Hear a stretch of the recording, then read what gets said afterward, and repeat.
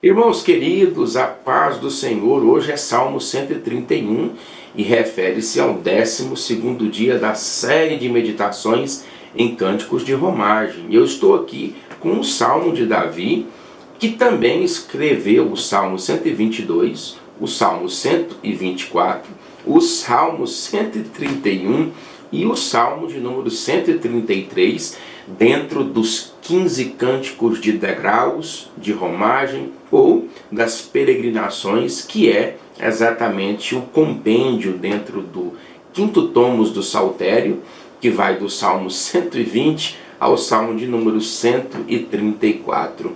E o Salmo de número 131, o que nós temos aqui, a dificuldade de compreendermos sob qual aspecto da vida existencial de Davi o Salmo reporta. Se ele reporta a um período mais juvenil do seu reinado ou a um período mais posterior. O fato é que Davi dá um conselho aqui no verso de número 3, a Israel, o que me faz compreender que ele já estava assentado sob o trono de Judá. Diante disto, é importantíssimo nós ressaltarmos aqui algumas características que Davi reconhece em si próprio. E eu acho que, modéstia à parte, que quem acha não sabe, mas modéstia à parte, é importantíssimo nós conhecermos os nossos pontos, né? E os dois lados da moeda, os pontos positivos e os pontos negativos, né? O verso 1 aqui é Davi sabendo lidar com os pontos positivos, né? Porque na verdade nós temos mais dificuldades em lidar com os pontos positivos da nossa vida do que propriamente os pontos negativos. Inclusive os puritanos, né, famosos pregadores ingleses do século XVI, né, ali em torno do século XV, XVI para o XVII, eles tinham dificuldade com qualquer tipo de elogio, né? Quando elogiavam as suas pregações, grande parte deles, descendo do altar, as pessoas elogiavam e eles refutavam, dizendo assim: você é a segunda pessoa que me disse isso, que elogiou meu sermão. E as pessoas procuravam quem foi a primeira, eles diziam Satanás. Então, nem todo mundo gosta de lidar com elogio, com pontos positivos, e na verdade lidar com pontos negativos, para quem é humilde, é até mais fácil, porque os nossos pontos negativos são as aparas das nossas arestas emocionais, ou seja, são capazes de nos colocar ali, ó, calma, tem gente que está muito adiante, tem gente melhor do que você. Então, Davi ele vai trabalhar alguns pontos positivos aqui, é importante dizer isso. E o verso de número 1, ele diz assim: Senhor, não é soberbo o meu coração. A palavra soberbo aqui também pode ser a palavra orgulho, né? E queridos, deixa eu lhe dizer uma coisa. Charles Spurgeon diz o seguinte, que o orgulho é o pior de todos os pecados, porque ele é a galinha onde todos os outros demais pecados são chocados, né? São nascidos. O orgulho, segundo Charles Spurgeon, é como uma cebola, né? Sempre que você tira de si mesmo uma camada, existe outra por debaixo. E convenhamos, né? Todos somos orgulhosos. Todos nós precisamos aprender a lidar com orgulho. E as implicações circunstanciais da própria vida são mestras do bem em fazer com que nós aprendemos a lidar com os nossos próprios orgulhos. E são variados, né? Tem gente que é muito orgulhoso ao ponto de ser prepotente. Tem gente que é tão prepotente ao ponto de ser insuportável, né? Por exemplo, um dos pais da igreja, um dos principais tradutores da Bíblia Sagrada, inclusive a pedido do próprio Papa, ali no 4º século, na verdade no 3º para o 4º século, né? Jerônimo, ele transliterou e traduziu a Bíblia do Antigo Testamento, não só o Antigo Testamento hebraico, como o Novo Testamento grego, tudo foi trazido direto dos originais para dentro da versão latina, que era a língua dominante dentro do Império Romano, na verdade uma língua jurídica, e foi feita a Vulgata Latina. A sapiência, a sabedoria, a inteligência de Jerônimo era tão fenomenal que a história diz que ele falaria com Moisés em hebraico, se ele quisesse.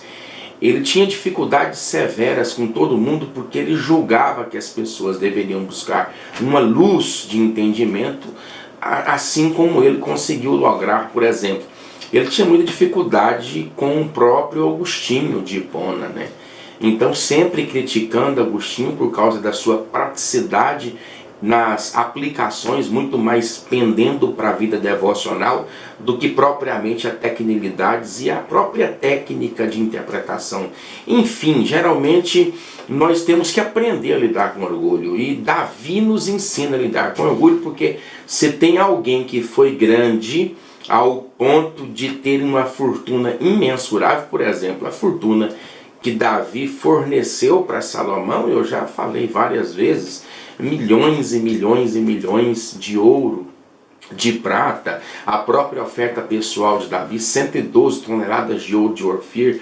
Davi tinha muito dinheiro, muita grana, muito poder, tinha tudo para ser orgulhoso, mas ele disse: Senhor, não é soberbo, não é orgulhoso o meu coração, nem altivo o meu olhar, não ando à procura de coisas grandes, nem de coisas maravilhosas demais para mim. Olha, eu vou separar isso aqui em duas fases. A primeira fase é importantíssimo você aprender a colocar Deus acima das suas conquistas.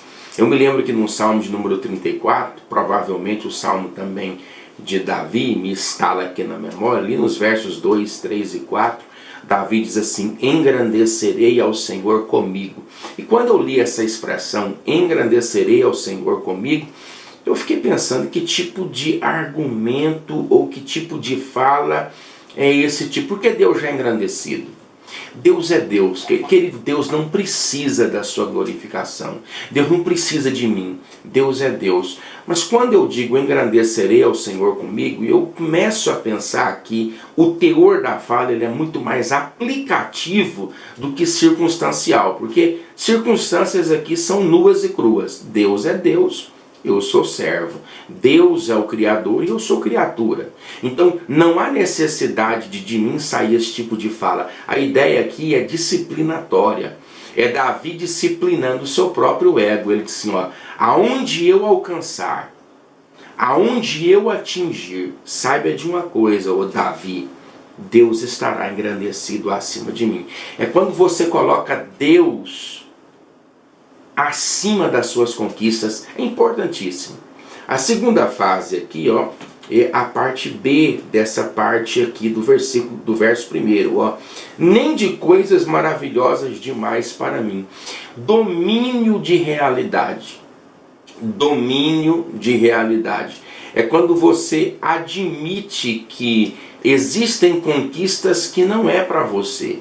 Existem campos, existem espaços, existem dimensões que estão para além da sua capacidade. Isso é interessante. Agora, uma coisa é eu reconhecer limites na minha capacidade de administrar, limites na minha capacidade de amar, limites na minha capacidade de perdoar, limites na minha capacidade... Existem limites em nós e são muito bem estabelecidos. Agora, um rei, um monarca com 1.560.000 valentes, um monarca que acumula mais de 3 milhões de quilos de ouro, 32 milhões de quilos de prata, tudo para Salomão, seu filho, edificar um templo.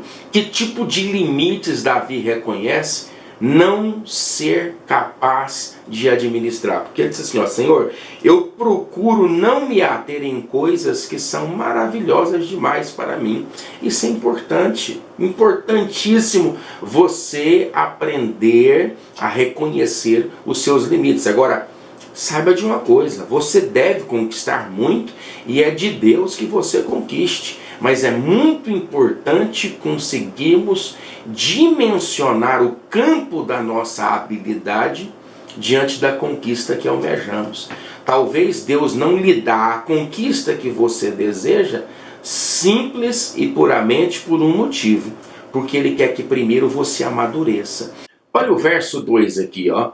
Pelo contrário, ele vai trazer uma ideia oposta a que ficou ele vai trazer uma ideia oposta que ficou na última fala. A última fala ele fala sobre não desejar coisas que estão para além das suas capacidades, coisas maravilhosas demais para ele. Aí ele diz, pelo contrário, ou seja, a postura que eu adapto é essa. Qual é? Fiz calar e sossegar a minha alma. Eu gosto disso, sabe por quê? Porque a nossa alma sempre está latindo. Eu vou usar essa palavra, não se escandaliza não. A nossa alma sempre está latindo para nós. Ela sempre quer propor um caminho ousado, um atalho, um caminho periculoso. Ela sempre quer propor coisas baseadas em sentimentos. Então ele diz, fiz calar a minha alma. Ou seja, ele fala de disciplina emocional. Inteligência não é artificial, não, como é a moda, é emocional. Fiz calar a minha alma e sossegar o meu espírito, como a criança desmamada se aquieta nos braços de sua mãe. A criança que ela é desmamada, fala de uma criança que tinha um hábito da mama, ela precisa mamar para se calar. Ela foi desmamada, então tirou-se o leite. Como que ela se aquieta? No braço da mãe. A mãe não dá a ela o que ela quer. Ela quer o que? Ela quer o leite. A mãe dá os braços. Então fala-se de uma disciplina, pedagogia do sossego. É Davi colocando a alma que quer leite, que quer o que não deve, que quer ousar o que não pode. Essa calma, aquieta, deixa na mão de Deus. Olha que coisa, que disciplina emocional é essa? Agora, verso 3 para dar glória, hein? Espera, ó Israel, no Senhor, desde agora e para sempre. Por isso eu creio que esse texto aqui refere-se a um período, juvenil ou não, do reinado de Davi, sob Israel. Então eu creio que um período pelo qual Davi já é o mandatário a partir do 7º ano do seu governo. Ele reina 7 anos em Judá, parte de Benjamim, depois em todo Israel. Ele diz, aquieta-te Israel, tenha paciência. Eu gosto disso porque Davi tem autoridade para mandar esperar, porque primeiro ele esperou. Lembra lá do Salmo de número 40? Esperei pacientemente pelo Senhor, ou esperei confiantemente pelo Senhor. Então ele já tem o resultado dessa prática comportamental na sua própria vida. Ele diz, esperar não é bom, mas vale a pena no final. Então, do mesmo jeito que eu esperei, logrei êxito, eu digo para Israel, espera pelo Senhor, desde agora e para sempre. Que Deus abençoe você. Deus seja com a tua vida e com a tua família. Amanhã, se Deus permitir, Salmo de número 132 do Cântico de Romagem. Que Deus te abençoe e te guarde. Seja sobre ti a luz do seu rosto e que Ele te dê a paz. Em nome de Jesus.